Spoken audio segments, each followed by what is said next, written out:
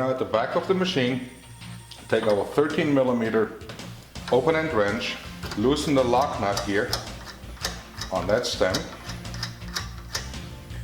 and then turning this knurled knob down starts to raise our motor up and keep it stationary. And you simply raise it up, and you can help it a little bit by lifting up the motor. That takes the weight off, makes it easier to turn.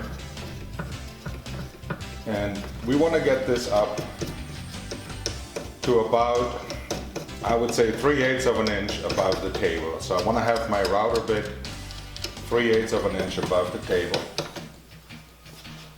right about there. Next thing, my 5 millimeter Allen key, and there's a screw that clamps the motor in place. Be easier to see in a second once we have the motor out, but you simply open that screw,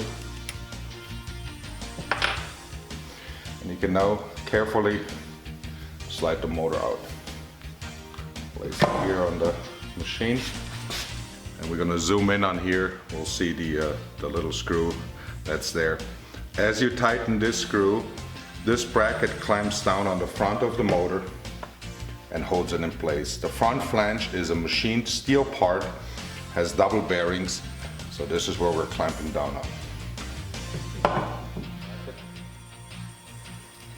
Here you see a little bit better the screw that clamps down, tightens the motor bracket and holds the motor in place. This is the screw that we loosen up and then tighten later on again with our 5 millimeter Allen key.